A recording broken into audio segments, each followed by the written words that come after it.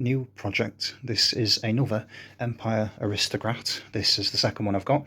I've noticed as well that the ones without the lion emblem, they're actually a lighter grey, whereas the ones with the lion emblem, they're more, well, basically black, or dark grey, if you want to call it that. Anyhow, so two issues with this one. One, I noticed that the platen, or the rolling pin, the dial on the end, unfortunately, was quite shattered and smashed, separated, but I'm trying some two-piece epoxy resin, which should glue it back together, and usually this is strong enough, and it still rotates even if there's just one side on, but something to think about. And hey, you know, these are what these videos are for, the repairs that nobody is talking about. More difficult repair is the drawband, the mainspring as some call it. Unfortunately, there is no tension whatsoever in this. I shouldn't be surprised. I mean, this allegedly is from 1949, 1950s, so it's quite an old machine, and I cannot for the life of me get this retaining bolt off, so I'm going to ask around to see if I can get help with that. In theory, you can replace the spring inside it with a bit of metal. You could probably make one, which is what I think I'm going to have to do, but it's something to think about. And the sad part is the machine works just perfectly, but you know, shattered dial and old, probably disintegrated to pieces drawspring, mainspring. But hey, at the end of the day, I like a challenge, and this should be a fun one to figure out, or at the very least learn something from.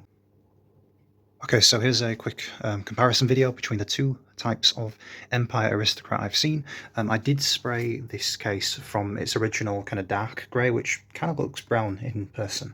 This is the lighter version as far as I'm aware. As you can see, the badge went from being a line to being a basic kind of font. Obviously, the later one, much lighter grey. That's pretty much the same as this, but doesn't show up on camera. One thing I do like is the difference for the paper arm.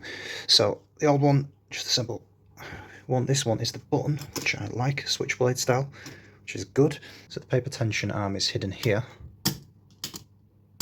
Seems to be a bit more stubborn on the older model. Another noticeable difference, which is probably the most important one, is the shape of the keys. So on this, I guess the later version, the keys are more squared, which is sort of Japanese and brother standard.